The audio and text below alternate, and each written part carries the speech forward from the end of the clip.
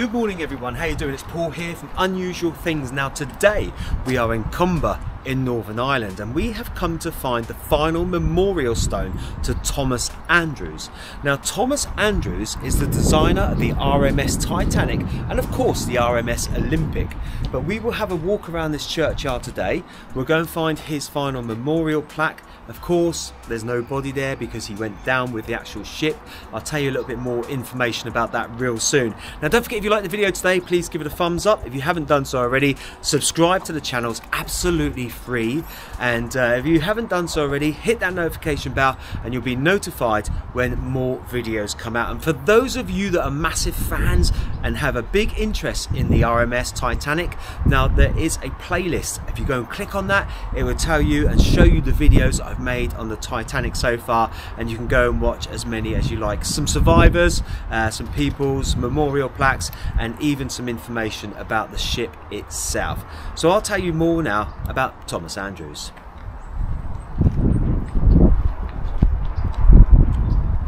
Thomas Andrews Jr., 7th of February 1873 to the 15th of April 1912, was a British businessman and shipbuilder. He was managing director and head of the drafting department of the shipbuilding company Harland and Wolff in Belfast, Ireland. He was the naval architect in charge of the plans of the ocean liner Titanic and perished along with more than 1,500 others when the ship sank during her maiden voyage. Thomas Andrews was born on the 7th of February 1873 at Ardara House, Comber, County Down in Ireland, to the Right Honourable Thomas Andrews, a member of the Privy Council of Ireland, and Eliza Pierre. Andrews was a Presbyterian of Scottish descent and, like his brother, considered himself British. His siblings included J.M. Andrews, the future Prime Minister of Northern Ireland, and Sir James Andrews, the future Lord Chief Justice of Northern Ireland. Thomas Andrews lived with his family in Ardara, Comber.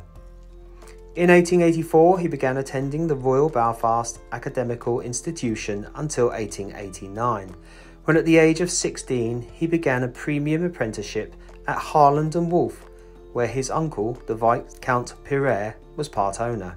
At Harland and Wolff, Andrews began 3 months in the joiner's shop, followed by a month in the cabinet makers, and then a further 2 months working on the ships. The last 18 months of his 5-year apprenticeship were spent in the drawing office. He worked during the day and continued his studies in the evening hours. In 1901, boarding at 11 Wellington Place, after working in the many departments of the company, he became the manager of the construction works. That same year, he also became member of the Institution of Naval Architects. In 1907, he was appointed the managing director and head of the drafting department at Harland and Wolff. By that point, Andrews had earned a reputation as a genius in the field of ship design. During his long years of apprenticeship study and work, he had become well loved in the company and amongst the shipyard's employees. His kindness and generosity was well documented. He was always willing to acknowledge the hard work of the people, and his wife recalled that he had of himself the humblest opinion of anyone I ever knew. On the 24th of June 1908, he married Helen Riley, barber, daughter of textile industrialist John Doherty, barber, and sister to Sir John Milne, barber, known as Milne. Their daughter Elizabeth Law Barber Andrews, known by her initials ELBA, was born on the 27th of November 1910. In 1907, Andrews began to oversee the plans for 3 new ocean liners for the White Star Line: RMS Titanic, RMS Olympic, and RMS, later HMHS Britannic. All 3 ships were designed by Andrews, William Pierre, and General Manager Alexander Carlisle, to be the largest, safest, and most luxurious ships at sea. Notably, Andrews' suggestions that the ship have 48 lifeboats instead of the 20 it ultimately carried, as well as double hull and watertight bulkheads that went up to B deck, were overruled. Andrews headed a group of Harland and Wolff workers called the Guarantee Group, who went on the maiden voyages of their ships in order to observe ship operations and spot any necessary improvements. Titanic was no exception, so Andrews and the rest of his Harland and Wolff group travelled from Belfast to Southampton on the Titanic for the beginning of her maiden voyage, on the 10th of April 1912. During the voyage, Andrews took notes on various improvements he felt were needed, primarily cosmetic changes to various facilities. However, on the 14th of April, Andrews remarked to a friend that Titanic was as nearly perfect as human brains can make her. On the 14th of April at 11:40 p.m, Titanic struck an iceberg on the ship's starboard side. Andrews was in his cabin planning changes that he wanted to make to the ship, and he barely noticed the collision. Captain Edward J. Smith had Andrews summoned to help examine the damage. Andrews and Captain Smith discussed the damage to the ship shortly after the collision and toured the damaged section of the ship, receiving several reports of the vessel's damage.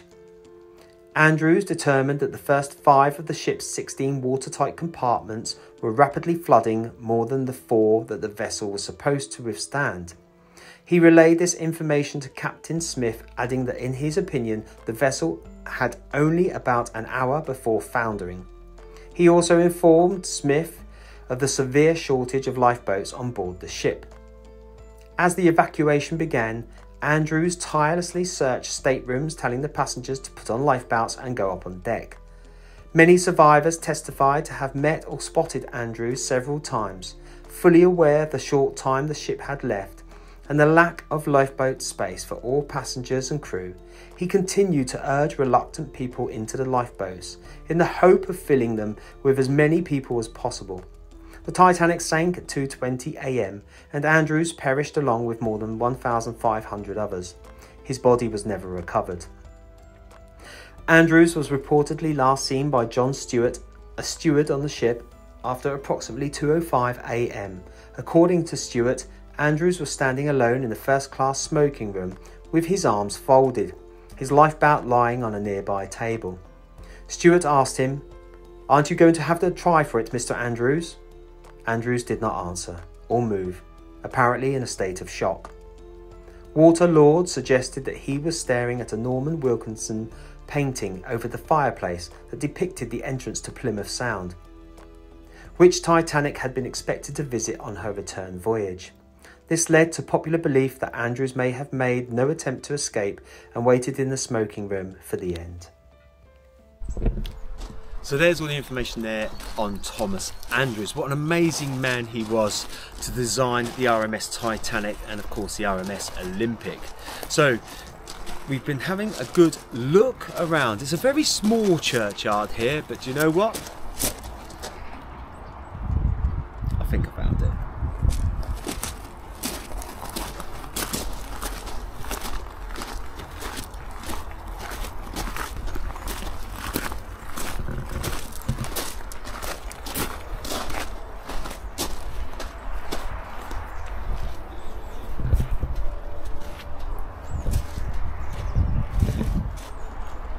In loving memory of their second son, Thomas, born 7th of February 1873, lost at sea in the foundering of the SS Titanic, 15th of April 1912. Pure, just, generous, affectionate and heroic. He gave his life that others might be saved. So we have to say a massive thank you to Thomas Andrews, who designed such amazing ships. Sadly, what happened that evening was something that no one could foresee at all. And there are other names on this memorial plaque, but for today, we're here purely to pay our respects to Thomas Andrews. Thank you.